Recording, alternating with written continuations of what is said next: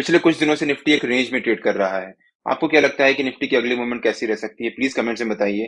आपके कुछ क्वेश्चंस होंगे कि अब कैसे ट्रेड करना चाहिए, अब क्या करें। तो इस वीडियो में मैं इन्हीं क्वेश्चंस के आंसर करूंगा, और अगर आपके सेम क्वेश्चंस हैं तो प्लीज वीडियो एंड तक जरूर देखिएगा।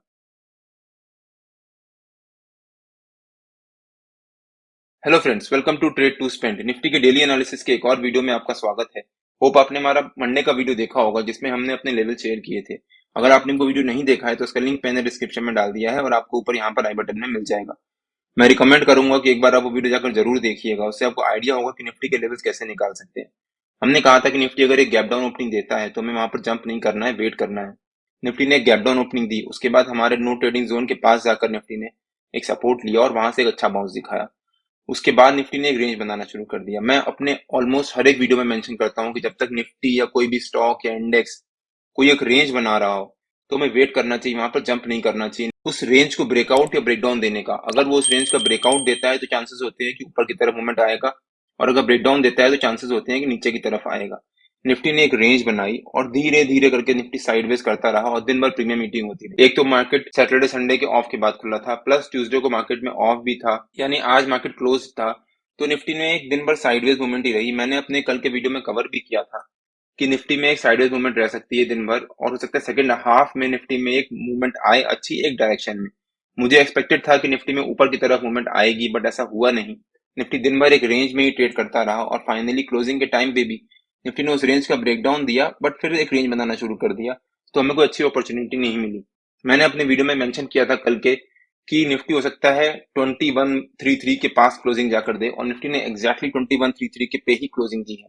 और हमारा जो नो ट्रेडिंग जोन का नीचे का लेवल था उसी पे जाकर क्लोजिंग दी है। निफ्टी के लिए काफी क्रूशियल हो जाता है। अगर हम निफ्टी के डेली चार्ट पे देखें एक बार, निफ्टी ने धीरे धीरे डेली बेसिस पे एक रेंज बनाना शुरू कर दिया है। निफ्टी के लिए या फिर किसी भी स्टॉक के लिए एक रेंज बनाना बहुत ही इंपॉर्टेंट चीज है। अगर वो एक रेंज बनाता है दैट मीन्स वो कंसोलिडेट कर रहा है। कंसोलिडेट कर रहा है दैट मीन्स कि बुल्स एंड बियर्स आपस में लड़ रहे हैं।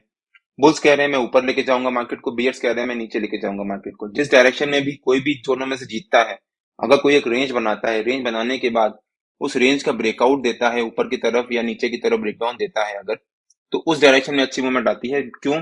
क्योंकि बियर्स कह रहे थे कि मैं नीचे लेके जाऊंगा, बुल कह रहे थे नहीं मैं ऊपर लेके जाऊंगा, लेकिन फाइनली बियर्स जीते और मार्केट को नीचे लेके गए और उन्होंने उस रेंज का ब्रेकडाउन दिया, जिस वजह से मार्केट में प्रेशर आता है और वो नीचे की तरफ जाती है। तो निफ्टी एक रेंज बना रहा है। हो सकता है निफ्टी कल परसों भी एक रेंज बनाए और इसी रेंज के बीच में ही ट्रेड करे, बट मेरे ख्याल से निफ्टी अभी भी एक पॉजिटिव ट्रेंड में ही है और हो सकता है निफ्टी में ऊपर की तरफ एक नई जर्नी स्टार्ट हो। अगर हम निफ्टी के 15 मिनट के चार्ट पे वापस आ जाते हैं, कल निफ्टी दिन भर हमारे नो ट्रेडिंग जोन के बीच में ही ट्रेड करता रहा और हमारा नो ट्रेडिंग जोन का जो लोअर लेवल था उसी के पास जाकर ट्रेड करता रहा, वहीं पर क्लोजिंग दी। निफ्टी और बैंक निफ्टी के नो ट्रेडिंग जोन्स में डेली बेसिस पे अपने यूट्यूब चैनल में अपलोड करता हूँ।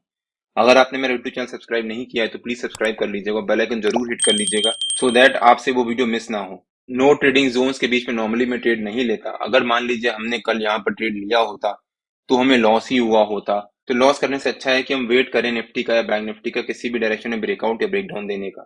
अगर हम ध्यान से देखें तो निफ्टी पिछले 3-4 दिन से एक साइडवेज मूवमेंट ही कर रहा है, और जैसा मैं एक्सपेक्टेड भी था, क्योंकि निफ्टी ने 20,000 के ऊपर क्लोजिंग दी है पिछले 4 दिन से।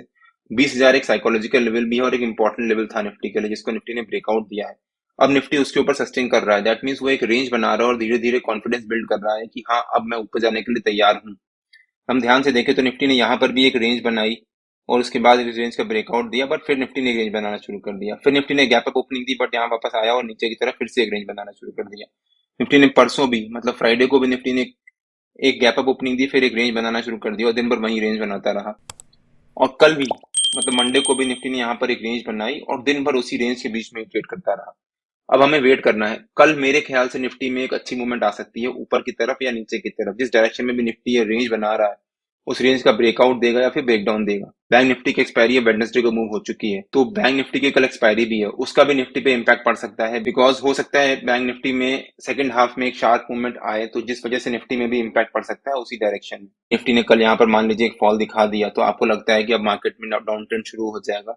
मेरे ख्याल से ऐसा कुछ नहीं है। हो सकता है मार्केट में अगर कल एक फॉल आता भी है तो सिर्फ एक करेक्शन और एक अच्छी अपॉर्चुनिटी हमारे लिए बाय करने की। निफ्टी के वीकली के लेवल्स के ऊपर वीडियो बनाकर मैंने ऑलरेडी अपलोड कर दिया है, तो अगर आपने मेरा वीकली का वो वीडियो नहीं देखा है तो वो भी देख लीजिएगा। उसका भी लिंक मैंने डिस्क्रिप्शन में डाल दिया है और आपको ऊपर यहाँ पर आई बटन में मिल जाएगा। उस वीडियो में मैंने क्लियरली एक्सप्लेन किया है कि निफ्टी के इस हफ्ते के लेवल्स क्या रह सकते हैं, और अगर निफ्टी उसको ब्रेकआउट या ब्रेकडाउन देता है तो उसके टारगेट्स क्या रह सकते हैं। मैं निफ्टी में ओवरऑल पॉजिटिव हूँ अभी। अब देखते हैं कि निफ्टी के कल के लेवल्स क्या रह सकते हैं। मेरे ख्याल से 2195 निफ्टी का कल का रेजिस्टेंस रह सकता है और 2100 निफ्टी का कल का सपोर्ट रह सकता है।